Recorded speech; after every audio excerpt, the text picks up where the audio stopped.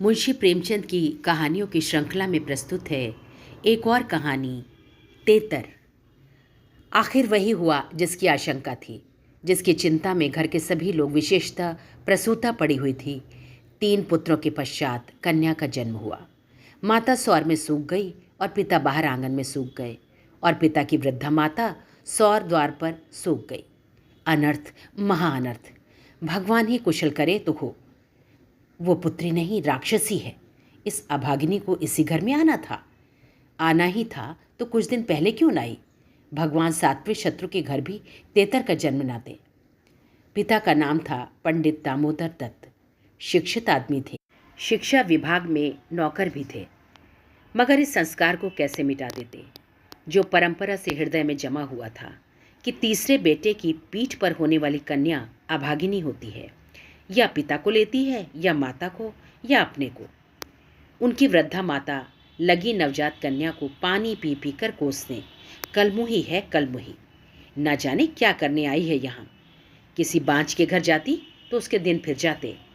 दामोदर दत्त दिल में तो घबराए हुए थे, पर माता को समझाने लगे, अम्मा, तेतर वेतर कुछ नहीं, भगवान की जो इच्छा होती है वही होता है। ईश्वर चाहेंगे तो सब कुशल ही होगा।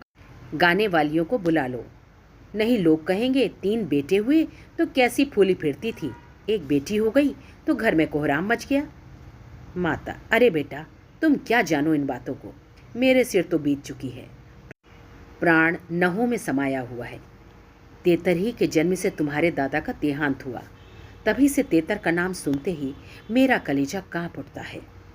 दामोदर, इस कष्ट के निवारण का भी कोई उपाय होगा? माता, उपाय बताने को तो बहुत है। पंडित जी से पूछो तो कोई ना कोई उपाय बता देंगे, पर इससे कुछ होता नहीं। मैंने कौन से अनुष्ठान नहीं किए, पर पंडित जी की तो मुट्ठियां गर्म हुई। यहाँ जो सिर पर पड़ना था वो पड़ ही गया। अब टके के पंडित रह गए हैं, जजमान मरे या जिए उनकी बला से। उनकी दक्षिणा मिलनी चाहिए। लड़की दुबली पतली भी नहीं है, तीनों लड़कों से हष्ट पुष्ट है। बड़ी बड़ी आंखें हैं, पतले पतले लाल होंठ जैसे गुलाब की पत्ती, गोरा चिट्ठा रंग, लंबी सी नाक। कलमुही नहलाते समय रोई भी नहीं, टुकुर टुकुर ताकती रही। ये सब लक्षण कुछ अच्छे थोड़े ही हैं। दामोदर दत्त के तीनों लड़के सांवले थे, कुछ विशेष रूपवान भी न थे। लड़की के रूप का बखान सुनकर उनका चित्त कुछ प्रसन्न हुआ। बोले, अम्मा जी, तुम भगवान का नाम लेकर गाने वालियों को बुला भेजो। गाना बजाना होने दो, भाग्य में जो कुछ है वो तो होगा ही। माता, जी तो हुलसता नहीं, करूं क्या? दामोदर, गाना न होने से कष्ट का निवारण तो होगा नहीं कि हो जाएगा? अगर इतने सस्ते जान छूटे तो ना कराओ गाना। माता, बुलाए लेती हूँ बेटा, जो कुछ होना था वो तो हो गया। इतने में दाई ने सौर में से पुकार कर कहा, बहू जी कहती हैं गाना वाना कराने का काम नहीं है। माता, भला उनसे कहो चुप बैठी रहें, बाहर निकलकर मनमानी करेंगी। 12 ही दिन हैं, बहुत दिन नहीं। बहुत इतराती फिरती थी, ये ना करूँगी वो ना करूँगी। देवी क्या है, देवता क्या है, मर्दों की बातें सुनकर वही रट लगाने लगती थी। तो अब चुपके से बैठती क्यों नहीं? मैं तो तेतर को अशुभ नहीं मानती, और सब बातों में मेमों की बराबरी करती है, तो इस बात में भी करे। ये कहकर माता जी ने नाइन को भेजा कि जाकर गाने वालियों को बुला ला, पड़ोस में भी कहती जाना। सवेरा होते ही बड़ा लड़का सोकर उठा और आंखें मलता हुआ जाकर दादी से पूछने लगा, बड़ी अम्मा, कल अम्मा को क्या हुआ? माता, लड़की तो हुई है। बालक खुशी से उछल कर बोला, ओहो, पैजेनियाँ पहन पहन कर छुन छुन चलेगी, ज़रा मुझे दिखा दो दादी जी। माता, अरे क्या सौर में जाएगा, पागल हो क्या? लड़के की उत्सुकता न मानी, सौर के द्वार पर जाकर खड़ा हो गया और बोला, अम्मा, ज़रा बच्ची को मुझे दिखा दो। दाई ने कहा, बच्ची अभी सोती है। बालक, ज़रा दिखा दो, गोद में लेकर। दाई ने कन्या उसे दिखा दी तो वो वहाँ से दौड़ता हुआ अपने छोटे भाइयों के पास पहुँचा और उन्हें जगा जगा कर खुशखबरी सुनाई। एक बोला, नन्ही सी होगी। बड़ा, बिल्कुल नन्ही सी, बस जैसे बड़ी गुड़िया, ऐसी गोरी है कि क्या किसी साहब की लड़की होगी। ये लड़की मैं लूँगा। सबसे छोटा बोला, हमको भी दिखा दो। तीनों मिलकर लड़की को देखने आए और वहाँ से बगले बजाते उछलते कूदते बाहर आए। बड़ा, देखा कैसी है, मझला कैसे आंखें बंद किए पड़ी थी। छोटा, इसे हमें तो देना। बड़ा खूब द्वार पर बारात आएगी, हाथी घोड़े बाजे आतिशबाजी। मझला और छोटा ऐसे मग्न हो रहे थे मानो वो मनोहर दृश्य आंखों के सामने है। उनके सरल नेत्र मनोल्लास से चमक रहे थे। मझला बोला, फुलवारियाँ भी होंगी। छोटा, हम भी फूल लेंगे। छुट्टी भी हुई, बरही भी हुई, गाना बजाना, खाना खिलाना, देना दिलाना सब कुछ हुआ, पर रस्म पूरी करने के लिए, दिल से नहीं, खुशी से नहीं। लड़की दिन ब दिन दुर्बल और अस्वस्थ होती जाती थी। माँ उसे दोनों वक्त अफीम खिला देती और बालिका दिन और रात नशे में बेहोश पड़ी रहती। ज़रा भी नशा उतरता तो भूख से विकल होकर रोने लगती। माँ कुछ ऊपरी दूध पिलाकर अफीम खिला देती। आश्चर्य की बात यह थी कि अब उसकी छाती में दूध ही नहीं उतरता। यूँ भी उससे दूध देर से उतरता था, पर लड़कों की बेर उसे नाना प्रकार की दूधवर्धक औषधियाँ खिलाई जाती थी। बार बार शिशु को छाती से लगाया जाता, यहाँ तक कि दूध उतर ही आता। पर अब की ये आयोजनाएं ना की गईं। फूल सी बच्ची कुम्हलाती जाती थी। माँ तो कभी उसकी ओर ताकती भी न थी। हाँ, नाइन कभी चुटकियाँ बजाकर चुमकारती तो शिशु के मुख पर ऐसी दयनीय, ऐसी करुण वेदना अंकित दिखाई देती कि वो आंखें पोंछती हुई चली जाती थी। बहू से कुछ कहने सुनने का साहस न पड़ता। बड़ा लड़का सिद्धू बार बार कहता, अम्मा बच्ची को दो, बाहर से खिला लाऊं, पर माँ उसे छिड़क देती थी। 3-4 महीने हो गए। दामोदर दत्त रात को पानी पीने उठे तो देखा बालिका जाग रही है। सामने ताक पर मीठे तेल का दीपक जल रहा था। लड़की टकटकी बांधे उसी दीपक की ओर देखती थी और अपना अंगूठा चूसने में मग्न थी। चुप चुप की आवाज़ आ रही थी। उसका मुख मुरझाया हुआ था, पर वो न रोती थी न हाथ पैर फेंकती थी। बस अंगूठा पीने में ऐसी मग्न थी मानो उसमें सुधा रस भरा हुआ है। वो माता के स्तनों की ओर मुंह भी नहीं फेरती थी, मानो उसका उन पर कोई अधिकार नहीं, उसके लिए वहाँ कोई आशा नहीं। बाबू साहब को उस पर दया आई। इस बेचारी का मेरे घर जन्म लेने में क्या दोष है? मुझ पर या उसकी माता पर जो कुछ भी पड़े, इसमें उसका क्या अपराध? हम कितनी निर्दयता कर रहे हैं। कुछ कल्पित अनिष्ट के कारण उसका इतना तिरस्कार कर रहे हैं। माना कि कुछ अमंगल हो भी जाए तो क्या उसके भय से इसके प्राण ले लिए जाएंगे? अगर अपराधी है तो मेरा प्रारब्ध है। इस नन्हे से बच्चे के प्रति हमारी कठोरता क्या ईश्वर को अच्छी लगती होगी? उन्होंने उसे गोद में उठा लिया और उसका मुख चूमने लगे। लड़की को कदाचित पहली बार सच्चे स्नेह का ज्ञान हुआ। वो हाथ पैर उछालकर गूंगू करने लग गई और दीपक की ओर हाथ फैलाने लगी। उसे जीवन ज्योति सी मिल गई। प्रातःकाल दामोदर दत्त ने लड़की को गोद में उठा लिया और बाहर लाए। स्त्री ने बार बार कहा, उसे पड़ी रहने दो, ऐसी कौन बड़ी सुंदर है। अभागिन रात दिन तो प्राण खाती रहती है, मर भी नहीं जाती कि जान छूट जाए। किंतु दामोदर दत्त ने ना माना। उसे बाहर लाए और अपने बच्चों के साथ बैठकर खिलाने लगे। उनके मकान के सामने थोड़ी सी ज़मीन पड़ी हुई थी।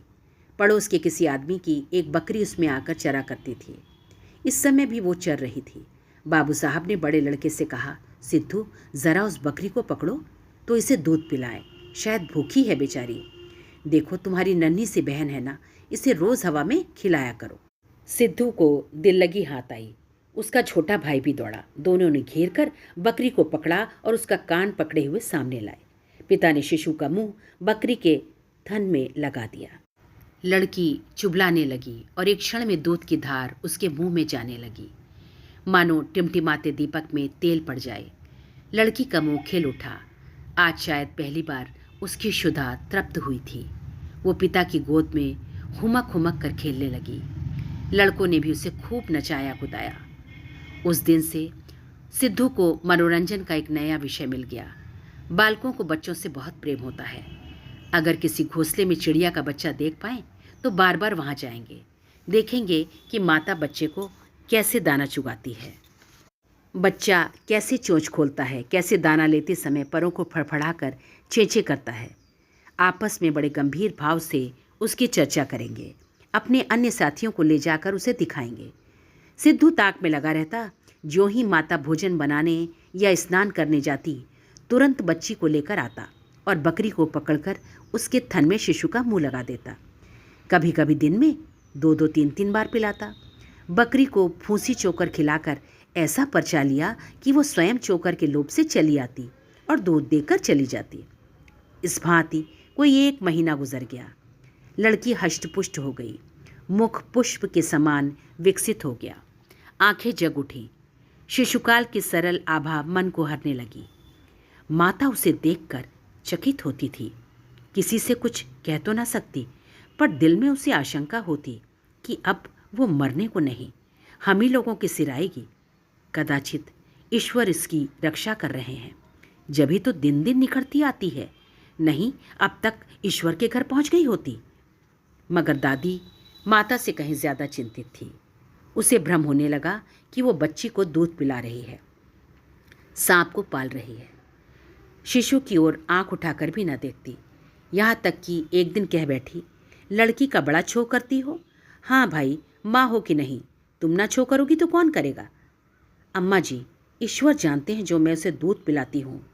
अरे तो मैं मना थोड़ा ही करती हूँ, मुझे क्या गरज पड़ी है कि मुफ्त में अपने ऊपर पाप लूँ, कुछ मेरे सिर तो जाएगी नहीं। अब आपको विश्वास ही ना आए तो क्या करें, मुझे पागल समझती हो, वो हवा पी पी कर ऐसी हो रही है। भगवान जाने अम्मा, मुझे तो आप अचरज होता है। बहू ने बहुत निर्दोषिता जताई, किंतु वृद्धा सास को विश्वास न आया। उसने समझा ये मेरी शंका को निर्मूल समझती है, मानो मुझे इस बच्चे से कोई बैर है। उसके मन में ये भाव अंकुरित होने लगा कि इसे कुछ हो जाए तब यह समझे कि मैं झूठ नहीं कहती थी। वो जिन प्राणियों को अपने प्राणों से भी प्रिय समझती थी, उन्हीं लोगों की अमंगल कामना करने लगी, केवल इसलिए कि मेरी शंकाएं सत्य हो जाएं। ये तो वो नहीं चाहती थी कि कोई मर जाए, पर इतना अवश्य चाहती थी कि किसी बहाने से मैं चेता दूं कि देखा, तुमने मेरा कहा ना माना, ये उसी का फल है। उधर सास की ओर से ज्यों-ज्यों ये द्वेष प्रकट होता था, बहू का कन्या के प्रति स्नेह बढ़ता था। ईश्वर से मनाती रहती थी कि किसी भांति 1 साल कुशल से कट जाता तो इनसे पूछती। कुछ लड़की का भोला भाला चेहरा, कुछ अपने पति का प्रेम वात्सल्य देखकर भी उसे प्रोत्साहन मिलता था। विचित्र दशा हो रही थी, न दिल खोलकर प्यार ही कर सकती थी, न संपूर्ण रीति से निर्दय होते ही बनता था, न हंसते बनता था, न रोते। इस भांति 2 महीने गुजर गए और कोई अनिष्ट न हुआ। तब तो वृद्धा सास के पेट में चूहे दौड़ने लगे। बहू को 2-4 दिन ज्वर भी ना आ जाता कि मेरी शंका की मर्यादा रह जाए। पुत्र भी किसी दिन पैर गाड़ी पर से नहीं गिर पड़ता। न बहू के मैके से ही किसी के स्वर्गवास की सुनावनी आती है। एक दिन दामोदर दत्त ने खुले तौर पर कह भी दिया, अम्मा ये सब ढकोसला है, तेतर लड़कियां क्या दुनिया में होती नहीं, तो सब के सब माँ बाप मर ही जाते। अंत में उसने अपनी शंकाओं को यथार्थ सिद्ध करने की एक तरकीब सोच निकाली।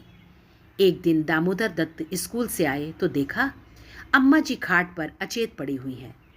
स्त्री अंगीठी में आग रखे उनकी छाती सेक रही है और कोठरी के द्वार और खिड़कियां बंद हैं। घबरा कर कहा, अम्मा जी क्या हुआ? स्त्री, दोपहर ही से कलेजे में एक शूल उठ रहा है, बेचारी बहुत तड़प रही है। दामोदर, मैं जाकर डॉक्टर साहब को बुला लाऊं ना, देर करने से शायद रोग बढ़ जाए। अम्मा जी कैसी तबीयत है? माता ने आंखें खोली और कराहते हुए बोली, बेटा तुम आ गए, अब न बचूंगी, हाय भगवान अब न बचूंगी। जैसे कोई कलेजे में बरछी चुभा रहा हो। ऐसी पीड़ा कभी ना हुई थी, इतनी उम्र बीत गई ऐसी पीड़ा नहीं हुई। स्त्री, ये कलमुही छोकरी न जाने किस मनहूस घड़ी में पैदा हुई। सास, बेटा सब भगवान करते हैं, ये बेचारी क्या जाने। देखो मैं मर जाऊं तो उसे कष्ट मत देना, अच्छा हुआ मेरे सिर आई, किसी के सिर तो जाती ही, मेरे ही सिर सही। हाय भगवान अब न बचूंगी। दामोदर, जाकर डॉक्टर को बुला लाऊं, अभी लौट आता हूँ। माता जी को केवल अपनी बात की मर्यादा निभानी थी, रुपए न खर्च कराने थे। बोली, नहीं बेटा, डॉक्टर के पास जाकर क्या करोगे? अरे वो कोई ईश्वर है, डॉक्टर अमृत पिला देगा, 10-20 वो भी ले जाएगा, डॉक्टर वैद्य से कुछ ना होगा। बेटा तुम कपड़े उतारो, मेरे पास बैठकर भागवत पढ़ो, अब ना बचूंगी। हाय राम। दामोदर, तेतर बुरी चीज़ है, मैं समझता था कि ढकोसला ही ढकोसला है। स्त्री, इसी से मैं उसे कभी मुंह नहीं लगाती थी। माता, बेटा बच्चों को आराम से रखना, भगवान तुम दोनों को सुखी रखे। अच्छा हुआ मेरे ही सिर गई, तुम लोगों के सामने मेरा परलोक हो जाएगा, कहीं किसी दूसरे के सिर जाती तो क्या होता राम। भगवान ने मेरी विनती सुन ली। हाय हाय, दामोदर दत्त को निश्चय हो गया कि अम्मा न बचेंगी। बड़ा दुख हुआ। उनके मन की बात होती तो वो माँ के बदले तेतर को न स्वीकार करते। जिस जननी ने जन्म दिया, नाना प्रकार के कष्ट झेलकर उनका पालन पोषण किया, अकाल वैधव्य को प्राप्त होकर भी उनकी शिक्षा का प्रबंध किया, उसके सामने एक दुधमही बच्ची का क्या मूल्य था, जिसके हाथ का एक गिलास पानी भी वो न जानते थे। शोकातुर हो कपड़े उतारे और माँ के सिरहाने बैठकर भागवत की कथा सुनाने लगे। रात को बहू भोजन बनाने चली तो सास से बोली, अम्मा जी तुम्हारे लिए थोड़ा सा साबूदाना छोड़ दूँ। माता ने व्यंग करके कहा, बेटी अन्न बिना ना मारो, भला साबूदाना मुझसे खाया जाएगा। जाओ थोड़ी पूरियां छान लो, पड़े पड़े जो कुछ इच्छा होगी खा लूँगी। कचौरियाँ भी बना लेना। मरती हूँ तो भोजन को तरस तरस कर क्यों मरूँ। थोड़ी मलाई भी मंगवा लेना, चौक की हो। फिर थोड़े खाने आऊँगी बेटी, थोड़े से केले मंगवा लेना, कलेजे के दर्द में केले खाने से आराम होता है। भोजन के समय पीड़ा शांत हो गई, लेकिन आध घंटे के बाद फिर जोर से होने लगी। आधी रात के समय कहीं जाकर आंख लगी। एक सप्ताह तक उनकी यही दशा रही। दिन भर पड़ी कर रहा करती, बस भोजन के समय ज़रा वेदना कम हो जाती। दामोदर दत्त सिरहाने बैठे पंखा झलते और मातृ वियोग के आगत शोक से रोते। घर की मेहरी ने मोहल्ले भर में खबर फैला दी। पड़ोसी ने देखने आई तो सारा इल्ज़ाम उस बालिका के सिर गया। एक ने कहा, ये तो कहो बड़ी कुशल हुई कि बुढ़िया के सिर गई, नहीं तो तेतर माँ बाप दो में से एक को लेकर तभी शांत होती है। देव न करे किसी के घर तेतर का जन्म हो। दूसरी बोली, मेरे तो तेतर का नाम सुनते ही रोए खड़े हो जाते हैं। भगवान बांझ रखे पर तेतर न दे। एक सप्ताह के बाद वृद्धा का कष्ट निवारण हुआ। मरने में कोई कसर न थी। वो तो कहो पुरखों का पुण्य प्रताप था। ब्राह्मणों को गोदान दिया गया, दुर्गा पाठ हुआ, तब कहीं जाके संकट कटा। इसी के साथ ये कहानी समाप्त होती है। साथियों, यदि आपको मेरी कहानी का वाचन पसंद आ रहा है तो कृपया मेरे चैनल को सब्सक्राइब करें, शेयर करें। धन्यवाद।